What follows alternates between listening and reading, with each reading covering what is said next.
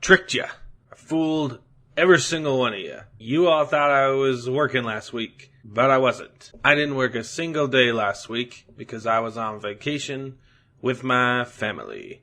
I tricked you because I never stopped uploading videos. But if you're a keen observer of my channel, you might have noticed that every single video last week was a sketch. That's because I had to pre-record them so I could still get content flowing while I wasn't actually doing any work. But it also means that none of it was topical. So, now that I'm back home, we got a lot of catching up to do, baby! Oh, he's technically Mexican and 3/4 American, but for 3 generations he's got that nationality. Great-great-grandpa headed south, whose kids had kids then turned around. It's not what the show's about, but it's why he's Mexican technically. It helps that he was raised in New Mexico, lived in Guadalajara for 2 years, speaks fluent Spanish with a bachelor's degree in language, and makes a mean taquito. And we're back with a bunch of Wheel of Time news. As you can see, I got a bunch of tabs to get through, so we're gonna make this fast. And luckily, none of the things that dropped last week are super newsworthy. A lot of the drops are just re-edits of footage that we've already seen, but edited down to these small little vignettes that we've been seeing on Twitter that break everything down into categories, which I think are super nice. It's nothing new, but they're cool little snippets for anyone who may not know as much about the property as avid book readers. So the first one we got is just on the 2 rivers, plain and simple. The old blood runs deep in those mountains. Let's hope it's prepared them for what's coming. We get like one new shot that we haven't seen, which is Perrin in this Smexy sweater that everyone's raving about. Honestly, it's pretty freaking dope. Let's move right along. It's the 2 rivers. It's nothing to write home about. Then the Wheel of Time Twitter shared this compilation of fan reactions to the trailer. Super boring. I can't imagine why anyone would watch someone react to a trailer. Don't judge me. It's also not very exciting because I'm not in it. Bye, baby! Then we got another little vignette of the Winespring Inn.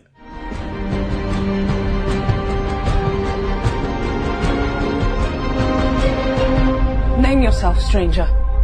Landmon Dragon. This is my reign.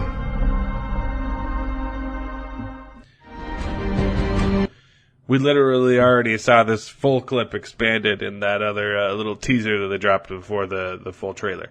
Boom, moving on. Then, we got some cool posters. I think these are pretty good. They are very simplistic, and I would like to see in the future maybe a more artistic rendering of a Wheel of Time poster based around the show, principal photography, like an actual like painting, kind of like the old Star Wars posters. I think that would be really cool. But this is okay. I mean, they're all headshots, which are inherently pretty boring, but they do a nice job of making them interesting by having the characters literally being created by the weaves, by the threads of the pattern, and I think that's super cool. Like, you can see their shoulders like disappearing, or necks like disappearing into the weaves. Well, probably the opposite. She's being created by all these things, and we basically get one for all the main characters, and yeah, they're not bad. It's never really something I would hang on my wall. Not that my wife would let me do that anyway, but they're cool. We got those ones. We got the Logain. We got Moraine, and they're okay posters. Okay, moving on. They also announced a bunch of early screenings of Wheel of Time beforehand, and they didn't invite me. But it's okay, because I can't go anyway, because I'm busy. I'm busy that date, so I don't care. It doesn't bother me. It doesn't bother me at all. Moving on. We got another cool vignette talking specifically about Aes Sedai and warders and their relationship. Bam! What is a warder? A warder is a person who is literally bonded to an Aes Sedai through the one power, often acting as a bodyguard, a friend, and a confidant. A warder would do anything for their Aes Sedai. It's simple. It's simple. I like it. The relationship between an Aes Sedai and a warder is very unique and very interesting, and I really love how it's done in the books, and I can't wait to see that explored on the TV show. So, cool. Moving along. We're plowing through. There's some fan art of Fal Dara. It's okay. We got some more music from the show dropped, and it's pretty good. I like the sound. Listen to it. But we gotta move on. Now, second to lastly, IGN had a bunch of exclusive interviews with the cast and showrunner. They're really good breakdowns. There is nothing super revealing. There's no new footage. It's basically just the actors talking about their take on the character that they are portraying. And it's very interesting. There's 3 of them. If you're interested, watch them all. They're pretty good interviews. We get one talking about Moiraine, Rand, and all of the other casts. They talk about their characters. We get one with Rafe Judkins breaking down the relation between the Dragon Reborn and the Dark One. It's interesting. Nothing new to book readers, but it's a pretty cool introduction if you don't know the books and you're kind of interested in knowing more about the world. Then we get a pretty good breakdown of what the Aes Sedai are. And these are basically more long-form versions of the vignettes that you've already been seeing, but they also include, apart from clips from the show and voiceovers from the actual TV show, they have interviews with the actors and showrunners that kind of just explain things a little bit more and break them down. I watched all of them off camera, and they're pretty good, so give them a watchy if you're feeling up to it, but we can't talk about them forever. So the last drop we got to talk about, I actually pulled out of order. This was dropped in the middle of the week, but it's the one we're going to spend the most time on because this one had the biggest revelation and actually started a big discussion online, and I want to get in on that, baby. So let's watch it, and then we'll talk about it. The world is broken. Many, many years ago, men who were born with great power believed they could cage darkness itself. The arrogance. When they failed, the seas boiled, mountains were swallowed up, cities burned, and the women of the Aes Sedai were left to pick up the pieces. These women remembered one thing above all else: the man who brought the breaking of the world. And him they named Dragon. Now this man has been born again. We don't know where or to whom, if he was reborn as a girl or a boy. The only thing we know for certain is that this child is coming of age now, and we must find them before the dark does.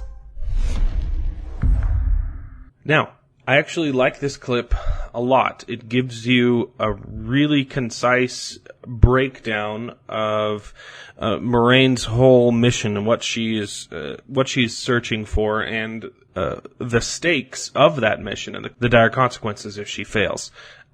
It's a good breakdown of her motivation while simultaneously giving a lot of exposition and backstory in a very clean and concise way. It's a good clip. There is, however, one line that is a bit concerning and that has made some people a little bit angry and some people a little bit happy. It's this line. She's talking about the dragon, Lews Therin, who died, but he gets reincarnated and he's reborn, and she says this.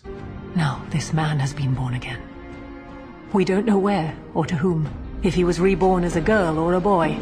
The only thing we know for certain is that this child is coming of age now, and we must find them. So the buzzwords in there are, she says, we don't know if he's been reborn as a boy or a girl. Now, the rest of this video is going to go into some pretty massive spoilers for the book. So if you stuck with me this long but you haven't read the books, you might want to leave, because we're going to talk about very sensitive materials, okay? It's been a pleasure having you, but the rest of the video is probably not for you. Now, for those of you who stuck around, book readers, or people who are just curious and like having major plot points spoiled for them, you psychopaths, thanks for staying. A lot of people online are very concerned about this line because it possibly denotes a massive change from the books. And this also echoes a line that was in the trailer that initially caught my attention and got me a little bit worried, but not like super upset, which was right here. The Dark One is waking, but there will be one who can stand against him. And it's one of the 5 of you. These two clips build off of each other. So this is Moiraine talking to the Ebonsfield 5 and saying that the Dark One could be one of the 5 of them. In the books, she just says one of the 3 of you because she's only talking to the 3 boys. There are 2 girls, Egwene and Nynaeve, who end up coming along, but they weren't initially invited. They weren't initially invited with the 3 other boys, but they snuck their way into the party. And they're super important, but Moraine wasn't initially interested in them because they cannot be the Dragon Reborn, because the Dragon Reborn has to be a male. And this clip does kind of confirm my initial concerns that they are hinting at making a big change in the book and saying that the Dragon Reborn could possibly be reborn as a woman. And if you read the books, this really makes no sense. Gender plays a very significant role in the books and in the story and in the magic itself, the world building. Women use different magic than men do. They're the two halves of the same coin. It's the same magic, but there's 2 sides to it, and the magic works very differently for men and women. And the magical source for men has been tainted by the Dark One, and if the men use it, they go crazy. That's why Luz Theron, the original dragon, broke the world. Because of the Dark One's taint, or corruption, as they're calling it in the show, Luz Theron was driven mad, accidentally killed his entire family, and messed up the world, and then all of the other men who were channelers also went crazy and broke everything until they were eventually all killed by the female Aes Sedai. And now, years and years later, the Aes Sedai, the women, the only one who are allowed to channel, literally hunt down and kill men who can channel because it's very dangerous, because they could go crazy and kill a lot of people. So they're basically like the Spanish Inquisition. Anytime they see a man who can channel, they just chop off his head. And it's super scary. It's awesome world building. And that's what makes this story so intriguing and so unique, is that the Chosen One trope is turned on its head because the Dragon Reborn, who ends up being Rand, spoilers, the Dragon Reborn has to save the world from the Dark One by using the magic, but it comes at a cost. And so his entire character is constantly tortured by this fact. He has no choice but to continue using the magic to in his efforts to save the world, fully knowing that it will drive him crazy and that he might end up killing everyone he loves, and also accidentally destroying the world that he's trying to save. So it's this beautiful moral dilemma that he knows he has no choice, and he knows even if he makes the choices he has to, it might end up going horrible for him. It's an amazing story. And if they're actually trying to say that the Dragon Reborn could be born a woman, it completely removes that whole element. And it seems like a lot of work to try and rewrite all these characters if they're actually trying to hint that Egwene and Nynaeve could be the Dragon Reborn. So, that's why these clips worry me a little bit, but I'm also not panicking at all because I want to think about this rationally and explore it from all sides and points of view.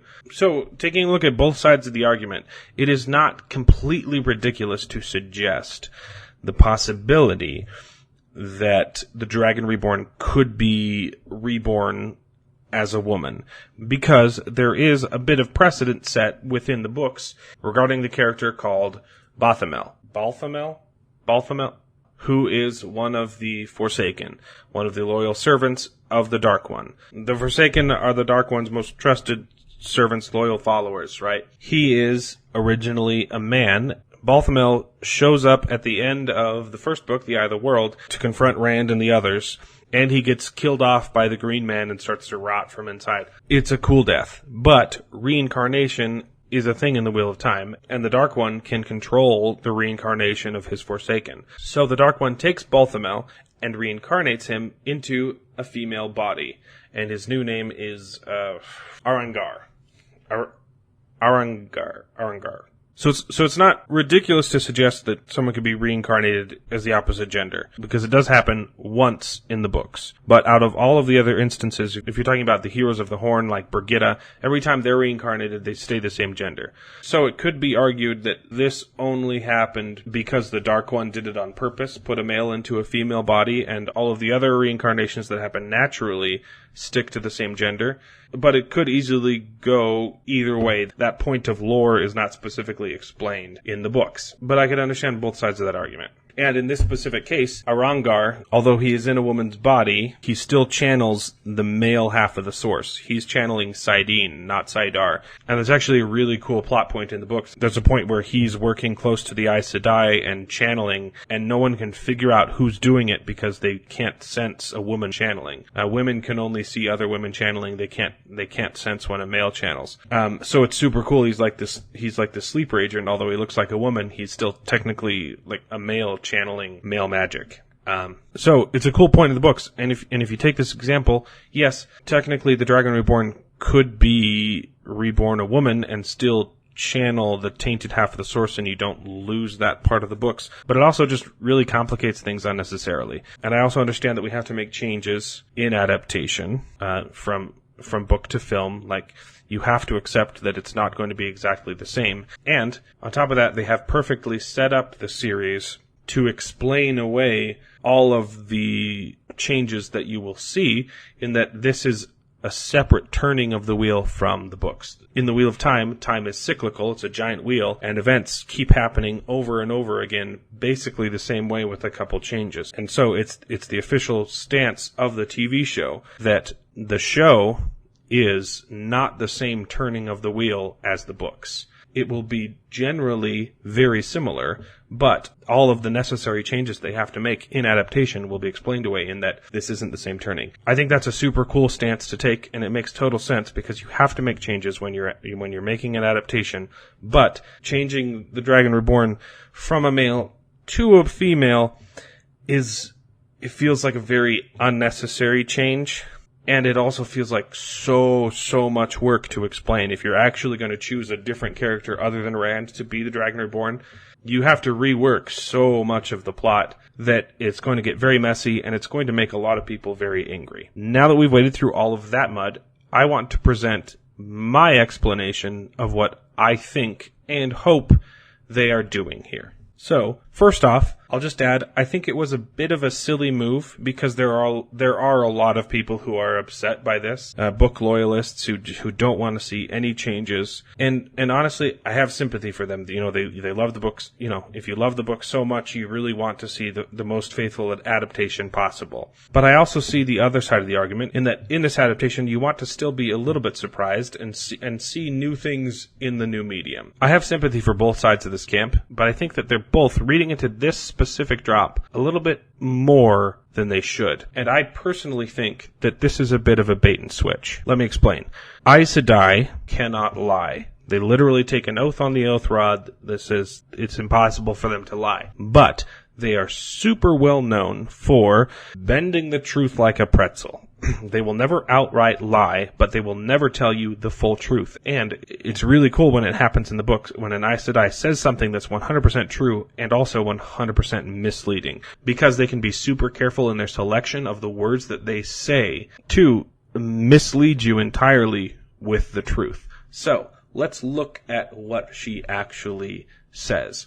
In the first trailer, Moiraine says, "The Dragon Reborn is one of you 5.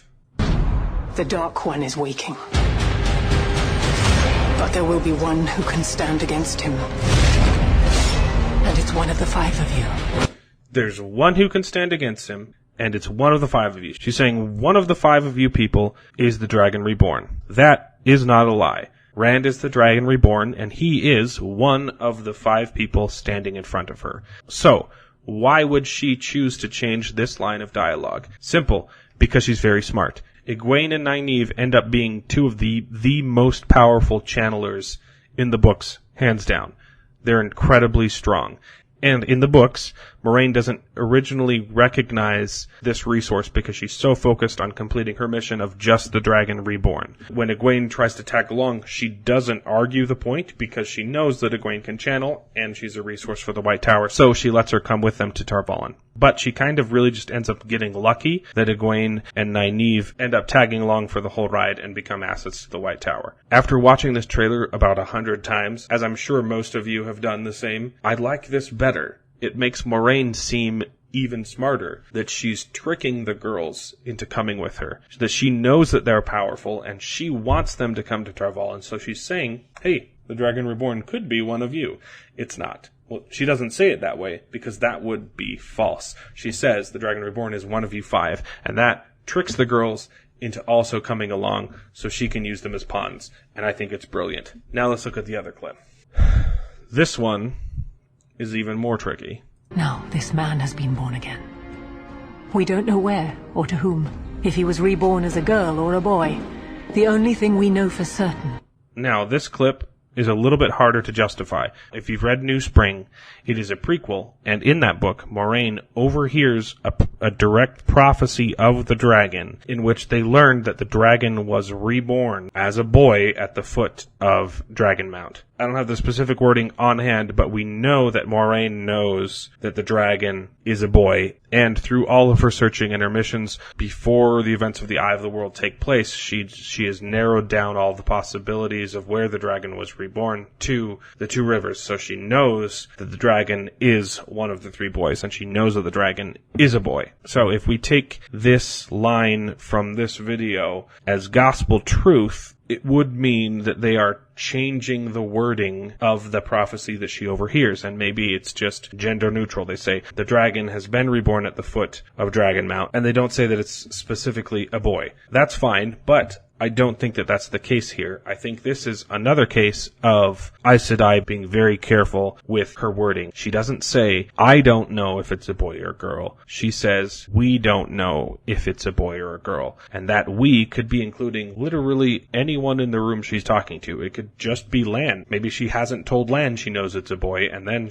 her saying, we don't know if it's a boy or a girl, is 100% true and super, super misleading. Or it could also include anyone in the room she's talking to, the royal we. And I really think that this is the case. I think that this is a perfect instance of Moraine intentionally obfuscating the truth, and this could be done for many reasons: to better keep secret the true identity of the dragon, which is a very dangerous secret, or once again to just entice the other women into joining them and tagging along. So that's what I think. There are a lot of people that are really upset about this right now, and I think those people need to calm down and just wait for the show to come out and see what happens, because I really think that I'm right here, and I think that they'll be pleased with that, because Moraine is such a great character because she's so smart and so cunning and so tricky, and I would just love to see even more of that built into the show. So it would be super awesome if all of the people who are mad about this have literally just been tricked by an Aes Sedai. That would be so perfect.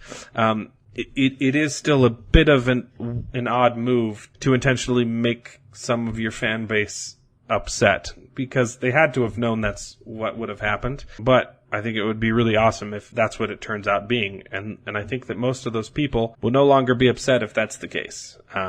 So we've done a lot of talking. That's just about all the Wheel of Time news one can take in one sitting. So have a great Monday, and we'll see you again throughout the week. We got a lot of exciting stuff coming up. The pipe, the drain, the drain pipe is clogged with exciting stuff that will be released soon.